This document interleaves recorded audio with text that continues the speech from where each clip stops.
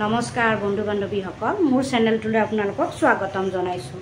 আজি মই ব্ৰইলাৰ মাংস কেনেকৈ বনাই, কোমোৰাৰে বনাই। এনেতো আমি সাধাৰণতে হাঁহৰ মাংস আপোনাৰ কোমোৰাই দি বনাই। এই কোমোৰা, বকা কোমোৰা, এইটো কোমোৰা, এনেকুৱা কোমোৰাই দি বনাই। আজি মই ব্ৰইলাৰ মাংসটো মানে কোমোৰাৰে বনাম, দেখাম। আপোনালোকে চাই যাব, ভিডিঅ'টো শেষলৈকে চাব, তেতিয়া গম পাব কেনেকৈ কি বনাইছোঁ। ভাল পালে লাইক কমেণ্ট শ্বেয়াৰ কৰিব ভিডিঅ'টো। আশা কৰিছোঁ আপোনালোকে ভালেই পাব চাই। এইখিনি চাওক, মই ইয়াতে গোটেইখিনি দি লৈছোঁ। আপোনাৰ যিখিনি মা মছলা লাগে, মই মানে হেৰি হিচাপত আনিছোঁ, মানে লেগ পিচটো অলপ বেছিকৈ আনিছোঁ। এনেকৈ খোলা হিচাপত যে পায়, গোটা হিচাপত অনা নাই, কাটা হিচাপত আনিছোঁ। লেগ পিচটো মানে দোকানতো থাকিব, মই অলপ বেছিকৈ লৈ আনিছোঁ, সেইকাৰণে এনেকৈ বনাইছোঁ। ইয়াতে গোটেইখিনি দি লৈছোঁ, নিমখ হালধি মছলা চব দিয়া হৈ গৈছে। এনেকৈ মই লাৰি আছোঁ, দেখিছে, এনেকৈ লাৰা হৈ গৈছে। তাৰপিছত মই কোমোৰাখিনি দি দিম ইয়াতে।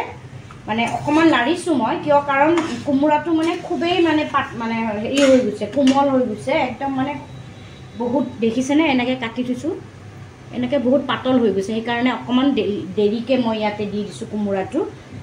বেছি আপোনালোকে মানে দিলে আপোনালোকে বেছিকৈ ডাঙৰকৈও দিব পাৰে, মই সৰুকৈ দিলোঁ আৰু বেছি ভাজি নাথাকোঁ। গুটিখিনি মাজৰ পৰা এনেকৈ এৰুৱাই ল'ব, লৈ পিনে এনেকৈ কোমোৰা দি এনেকৈ বনাবচোন, খাবচোন। হাঁহেৰে চবেই খাই পাইছে, ব্ৰইলাৰেৰে নাই খোৱা কিছুমানে। খাই পিনে কমেণ্ট কৰি জনাবচোন কেনেকুৱা পালে খাই কোমোৰাৰে ব্ৰইলাৰ মুৰ্গী।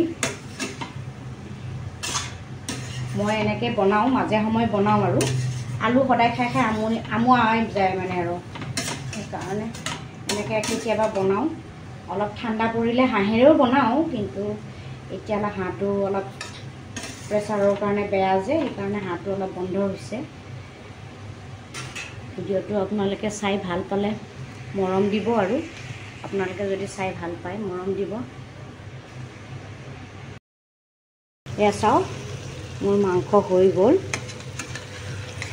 অকণমান পানী দিম, বেছি নিদিওঁ, এতিয়া অকণমান পানী দিম, আৰু অকণমান বেছি শুকান হ'লেও ভাল নালাগে ন। চাওক কোমোৰাটো কেনেকৈ সিজি গৈছে, গমেই নাপায়, মাংসৰ লগত মিলি গৈছে। এইখিনি পানী দি দিছোঁ, গেছটো অকণমান বঢ়াই দিওঁ গেছটো। বঢ়াই পিনে, বঢ়াব নালাগে, ষ্টীলৰ কেৰাহী যে পটককৈ লাগি যায়, এইখিনি অলপ লাগি গ'লেই। এইখিনি এতিয়া ঢালি দিওঁ, বেছি নহয়, এইখিনিয়ে পানী দিছোঁ। এইখিনি শুহিলে যি হয় হ'ব, ৰুটিৰ লগত খোৱা কথা, সেইকাৰণে বেছি নালাগে, একদম থুপথুপীয়া কৰিম।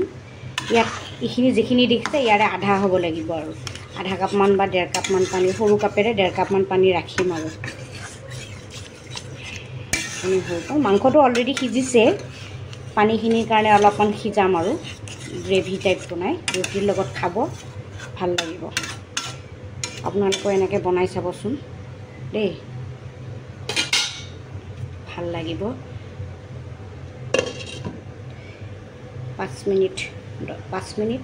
মিনিট উতলালে হৈ যাব।